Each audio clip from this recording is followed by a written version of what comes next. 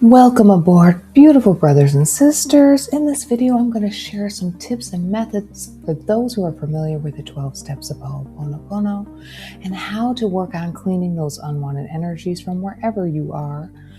Well, also, let's discuss how to develop your senses to recognize the karmic tie or when a karmic connection is queued up for you to break the pattern. And why is it important to be aware of this? Unless you've been living under a rock, you may have noticed that the current human experience of unwanted memories and patterns of war, hate, judgment, and greed is intensifying, affecting many of us in our daily lives. These situations are surfacing to be healed, to be corrected, balanced, and most importantly, freed. So if you're willing to clear some blocks that might be causing unwanted patterns in your life, whether within your family or in other relationships, you'll find this video very helpful. So let me clarify that this video isn't about teaching you to be a magician or manifest the inner clairvoyant. No. You won't be learning how to pick up energy. Rather, remembering that you are an energetic being already residing within a shared field. This lesson, I'm going to share how to be more attuned and open to what is simply impressing upon you right now. And as we shift from the Piscean age to the age of Aquarius, or the age of I, which isn't expected to be fully in swing for another 70 plus years, it's essential to consider we've got to get there. Gradually over time, we, us, me, and you watching this video are those whom will be stepping forward, initiating and constructing our intuitive habits. So incrementally, by adopting Ho'oponopono in the 12 steps and thinking of yourself as the microcosm in this macrocosm, like a planet within the universe evolving over time, cleaning the darkness within and without, gradually allowing more and more light to be poured in. So as a preliminary step, it is helpful to broaden your scope of how we evolve. Rome wasn't built overnight, right? So the first thing we want to understand is the interconnection. It is your birthright. When you think of your intuition, think of the pineal gland. Consider it like the CPU in your computer. It requires a special password. We don't want just anyone messing around in our hidden files, right? Because intuition is related to our third eye, and there is no force in getting there. So the $60 course to open your third eye by tapping is probably not a good idea and completely unnecessary, because gradually as you integrate the low, the middle, the high, while you calibrate to the 12 steps just by reading it and saying those prayers, you will automatically fuse more of the high self. And that's with quality, not quantity and doing 108 or whatever. So even if it's a squinting third eye, your daily life becomes your night life and vice versa. And this is one of the ways you can gauge whether you've become more integrated as a triplicity in your high, middle, and low self. So when speaking of karma, if you're coming from a religious background, you may have understood this as debts or purpose, which are individualized to our soul when we come forward. And as an advanced soul, Morrnah, she knew this idea of physicality and materiality was still heavily unbalanced. Many of the dogmas of the Piscean age, sin, or the idea of sin, was still stuck in many of our computers. That is one of the purposes of Ho'oponopono, is to balance the spirit within our physicality. Because some of our thoughts and things that we've been taught, they can get blocked in our bodies.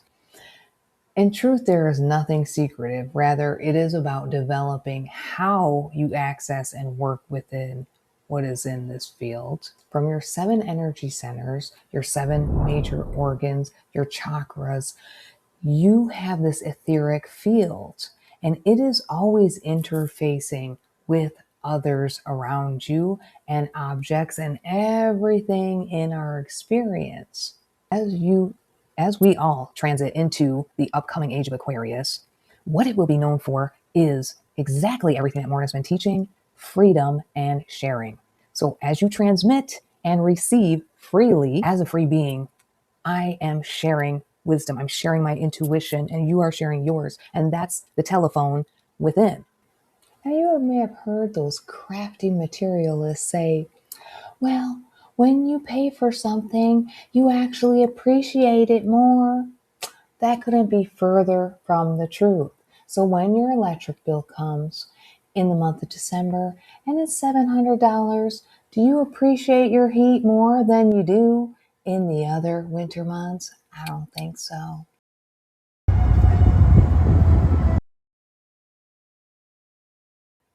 So understand simply that money is a form of energy. So the high self would be saying, I seek to serve that one force, the one light, the divine creator, not seeking exact due payment. If I can be of service, then allow my light to be available. Morrnah has shared the most precious gift of a lifetime.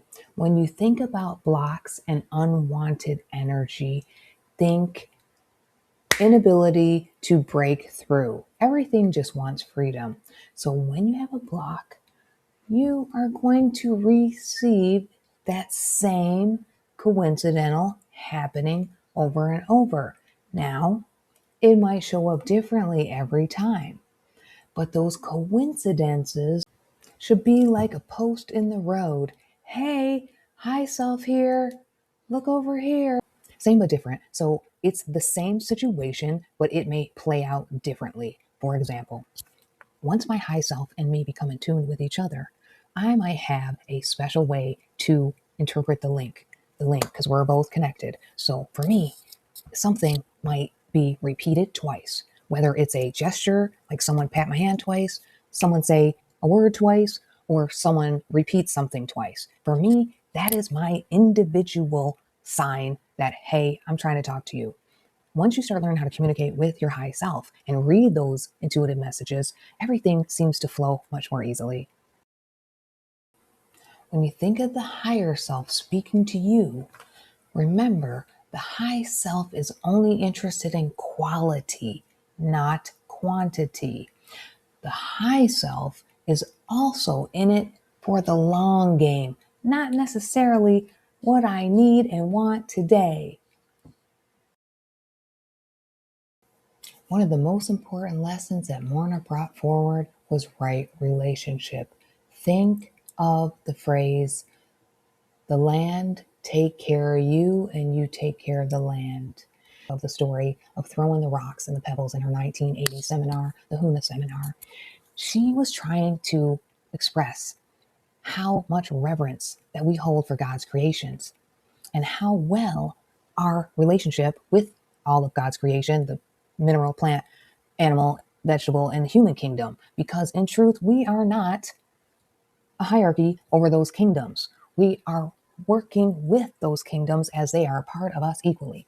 So, what in the age of Aquarius, we have to start thinking how to change our misuse of resources, how we use those resources, how we work with each other, and how we work with other nations. One of the examples of right relationship that I can share with you is, let's say, planting 1,000 seeds for pine trees for Christmas, okay, to be used for the glamour of decor. Going forward, you and I, now we all love our glamour and our decor in our homes, us Americans, and piling 10 million pillows on our bed that we don't even use. But frankly, is this a right use of resources?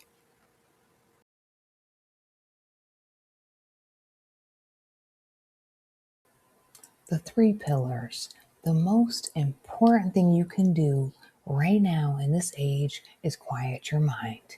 Because if your mind is not quiet, you are able to lose your